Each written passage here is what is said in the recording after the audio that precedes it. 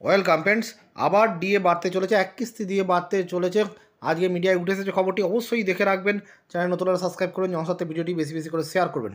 দেখুন কি বলা আছে, কেন্দ্রীয় কর্মীদের ডিএ বাড়তে চলেছে 4%, ঘোষণা শীঘ্রই। তাহলে দেখলেন যে রাজ্য সরকার ডিএ ঘোষণা করেছে এই বছর 8%, ফলে ফারাক কিছুটা কমেছিল, কিন্তু আবার সেই একই ফারাক হতে চলেছে। এবং এই প্রসঙ্গে কনফেডারেশনের সাধারণ সম্পাদক মলয়বাবুও কি লিখছেন সেটাও দেখাবো। প্রথমে বিস্তারিত আপডেটটি দেখে নেওয়া যাক। 47,58,000 কেন্দ্রীয় কর্মী এবং 69,76,000 অবসরপ্রাপ্ত কর্মীদের জন্য আসছে সুখবর। শীঘ্রই ঘোষণা করা হতে পারে বছরের প্রথমার্ধের ডিএ। জানা যাচ্ছে আবার 4% ডিএ ঘোষণা করা হতে পারে, ফলে কেন্দ্রীয় সরকারি কর্মীদের ডিএ 50% পৌঁছতে চলেছে। লোকসভা ভোটের আগে 4%-এর কম ডিএ দেওয়া হবে না, আর তাই কেন্দ্রীয় কর্মীদের ডিএ 46% থেকে বেড়ে 50%। বছরে দুবার কেন্দ্রীয় কর্মী এবং অবসরপ্রাপ্ত কর্মীদের ডিএ দেওয়া হয়, জানুয়ারি এবং জুলাই মাসে। কিছুদিনের মধ্যে যে ডিএ ঘোষণা করা হবে সেটি কার্যকর হবে জানুয়ারি মাসের বেতন থেকে। ডিএ নির্ধারণ হয় অল ইন্ডিয়া কনজিউমার প্রাইস ইন্ডেক্সের ভিত্তিতে, অর্থাৎ মূল্যবৃদ্ধির হারের সঙ্গে সঙ্গতি রেখে।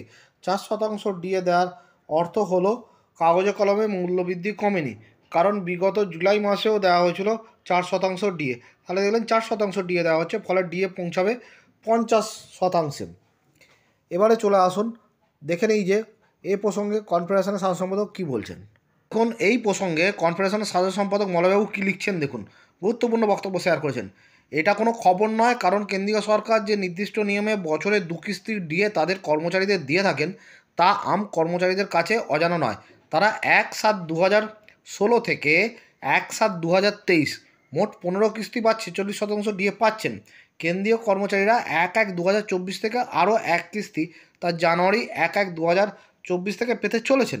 ফলে তাদের 1/1/2024 পর্যন্ত মোট 16 কিস্তি বা 50% ডিএ হবে, বলবো না হয়ে বসে আছে। নতুন খবর এটাই যে এই 50% ডিএ বেসিককে সংযুক্ত হতে চলেছে। তাহলে দেখলেন যে উনি যেটা বলছেন যে এই 50% ডিএ নাকি বেসিকের সাথে মার্জ হয়ে যাবে, যেটা আগে হয়তো হয়েছে, সেই জন্যই উনি অতীত এক্সপিরিয়েন্স থেকে বলছেন। এবং কত কিস্তি দিয়ে কেন্দ্রীয় কর্মীরা পেয়েছেন সে প্রসঙ্গটাও কিন্তু উনি এখানে তুলে ধরেছেন।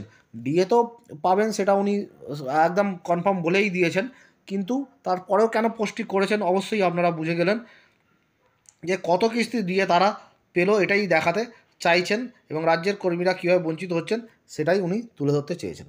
ধন্যবাদ।